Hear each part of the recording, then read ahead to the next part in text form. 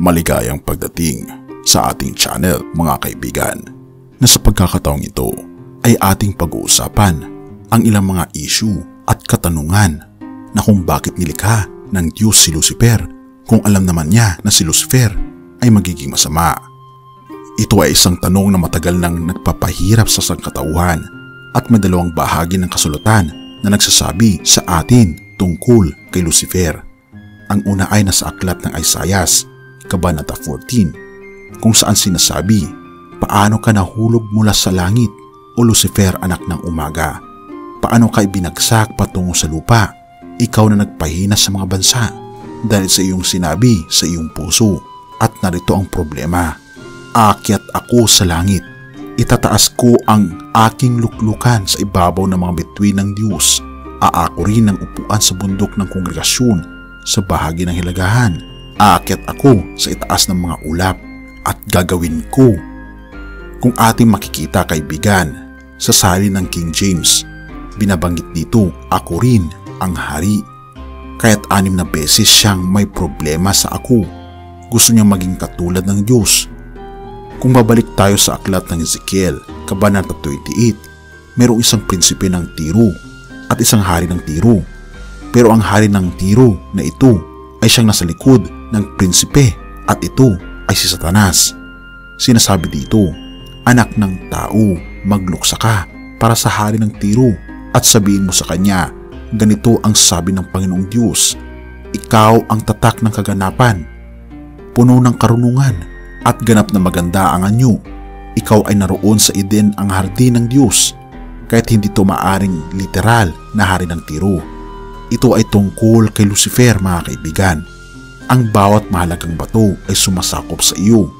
Kaya't siya ay isang nilalang na nilikha at siya ang tagapamahal ng musika. Siya ang namamahala sa lahat ng mga instrumento sa langit.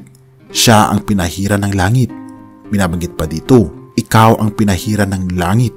Naungkat na ang kasamaan sa iyo. Kaya't naging masama si Satanas mula nang siya'y nilikha.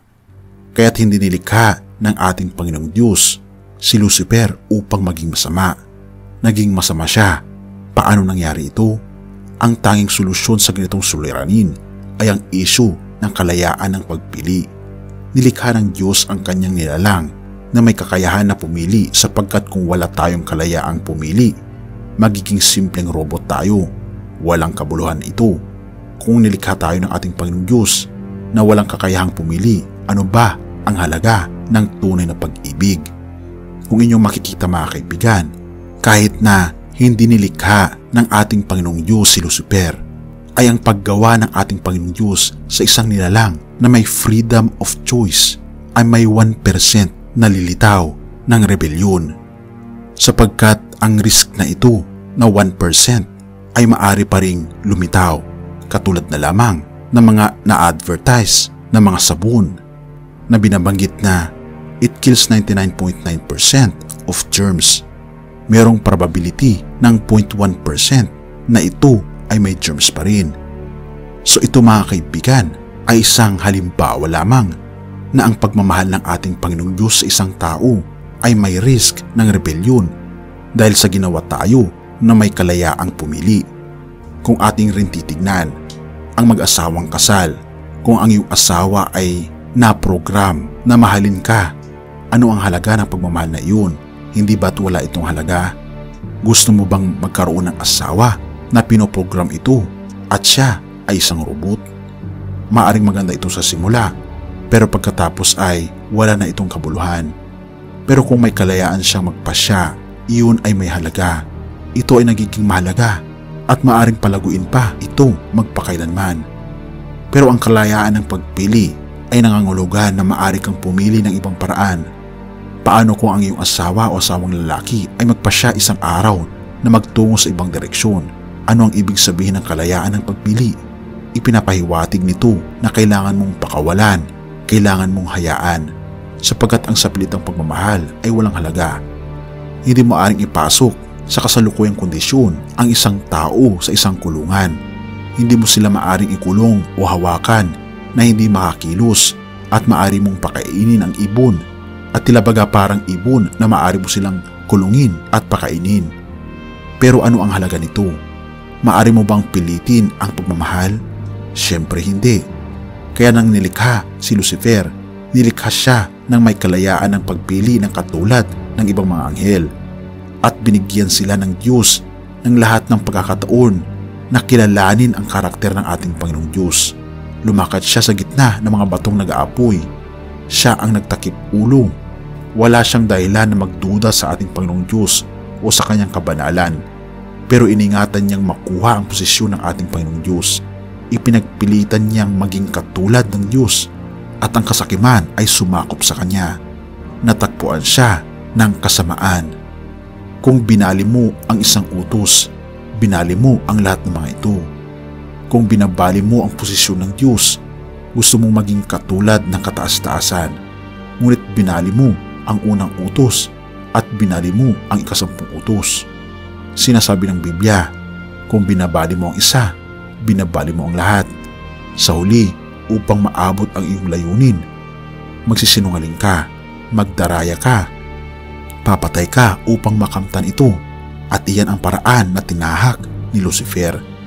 Hindi ginawang magaan ng Diyos ang isyu na ito. Pinayagan niya si Lucifer na sundan ang landas na ito, at alam niya na sa huli ay kailangan niyang dumating sa mundong ito at mamatay, sapagat si Lucifer ay mag-uudyok ng mga tao na magkasala. Siya ang magdaraya at hindi ito pinabayaan ng ating Panginoong Diyos na isyu ng kasalanan. Kaya't siya mismo ang gumawa ng paraan dito. Kinuha niya ito sa kanyang sarili at namatay siya sa kamatayan na nararapat nawa sa atin, at nagbigay ng daan para sa pagtakas sa walang hanggang kamatayan. Kaya't ang isyu ay pagpili, at iyon pa rin ang isyu ngayon. Pumili ka kung sino ang paglilingkuran mo ayon sa Biblia, at maaari tayong pumili ng katwiran o masama. Ang pagpili ng Diyos ay nasa ating mga kamay. Ngunit bakit ka mamamatay o sambahayan ng Israel? Pumili ng tama at gawin ang tama, at pagkatapos ay mabubuhay ka. Kaya't mayroon tayong kakayahan na iyon, at natutuwa ako sa kakayahan na iyon sapagkat ito ang nagpapahalaga sa pagmamahal. Purihin ang ating Panginoong Diyos, at salamat kaibigan sa iyong panonood. Tayo manalangin. Ama naming banal, mga Panginoon naming Diyos, tulungan kami, Panginoon, na piliin ang tama. Piliin ka at piliin ang iyong mga utos na aming sundin ito, na ito ang nagpapahiwatig ng tunay na pagmamahal sa inyo, na binabanggit nyo sa John 14:15, kung ako'y inyong iniibig, ay susundin namin ang iyong mga utos.